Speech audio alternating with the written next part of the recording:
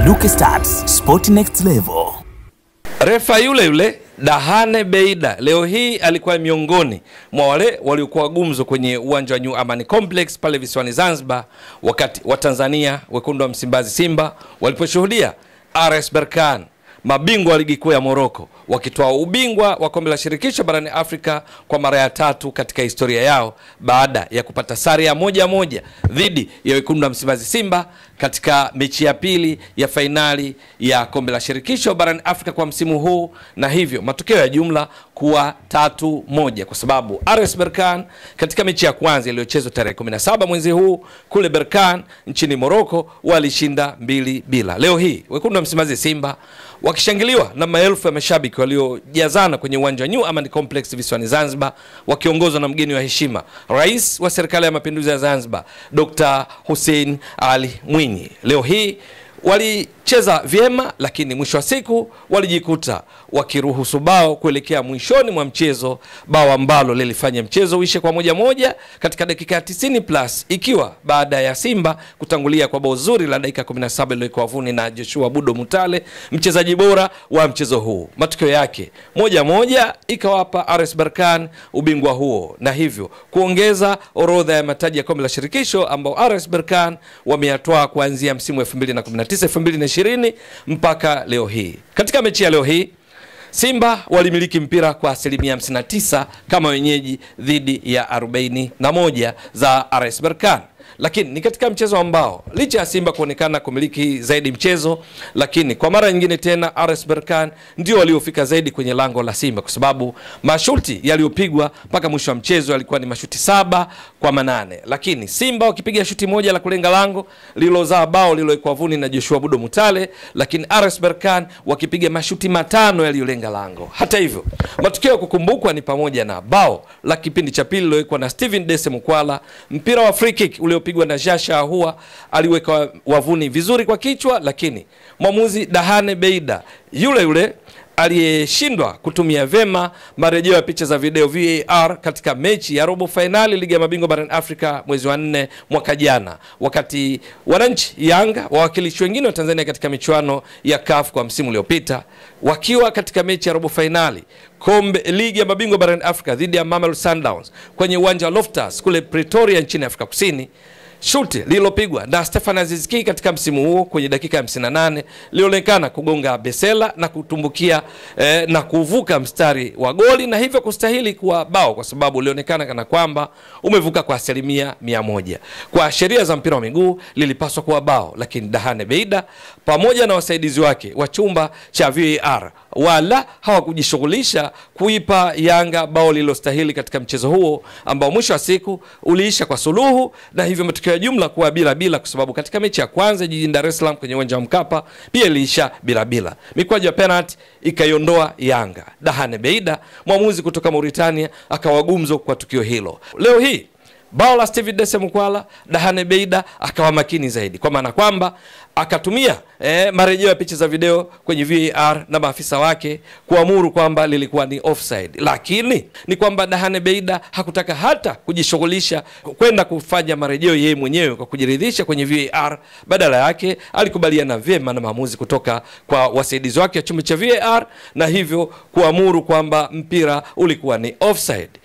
Lakini mbali na tukio hilo, alikuwa mkali zaidi kwa wenyeji Simba, kwa sababu ilishuhudiwa kadi kadhaa nyekundu zikitoka leo hii. Miongoni mwa maafisa wa benchi la ufundi la Simba, wasaidizi wa Fadlu alilimwa kadi nyekundu, Fadlu mwenyewe alilimwa kadi ya njano, lakini inakumbuka vizuri mara tu kilipoanza kipindi cha pili, Yusuf Kagoma alipata kadi nyekundu kwa kucheza faulo iliyomfanya apate kadi ya pili ya njano, na hivyo kuilazimu Simba kucheza pungufu, huku ikiwa inaongoza kwa bao 1 lililofungwa dakika 17 na Joshua Budo Mutale. Lakini kuelekea mwishoni mwa mechi Simba kukafanyika makosa. Ndiyo, kulikuwa ni shambulizi limefanywa na RS Berkane. Simba walishauzuia mpira vizuri, lakini utaona Valentin Nouma akazubana mpira, badala ya kuuosha kuutoa katika eneo hatarishi, akazubana nao.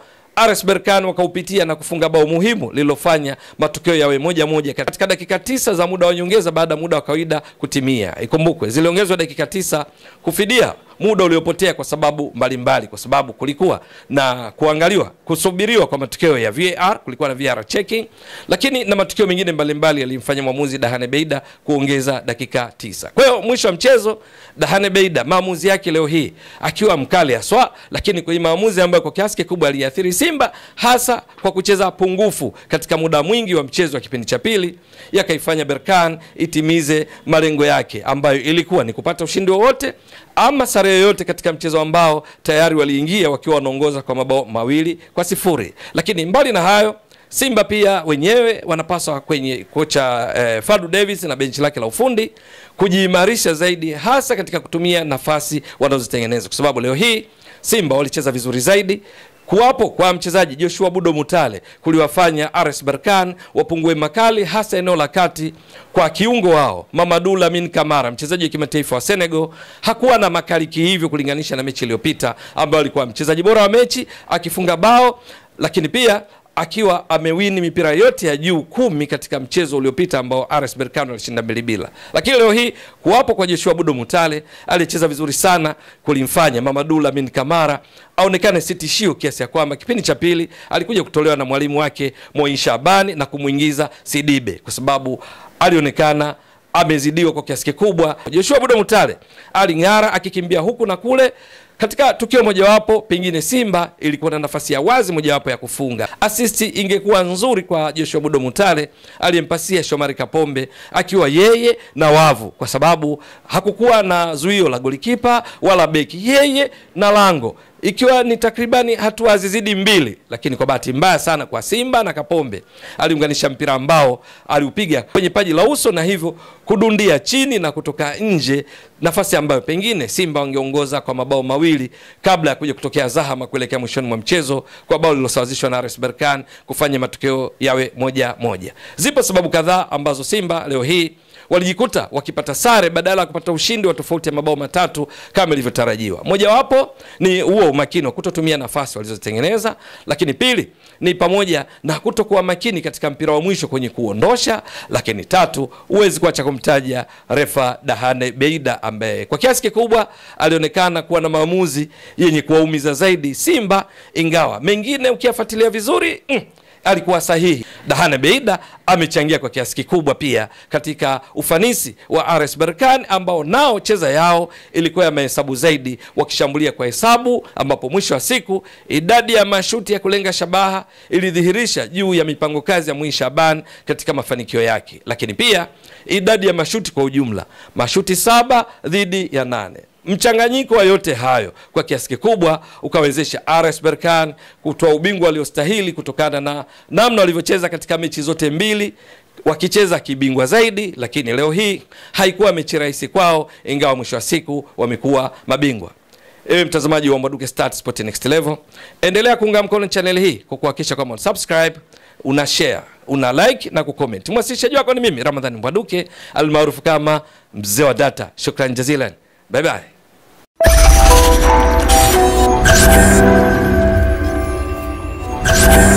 Mbwaduke Stats Sport Next Level.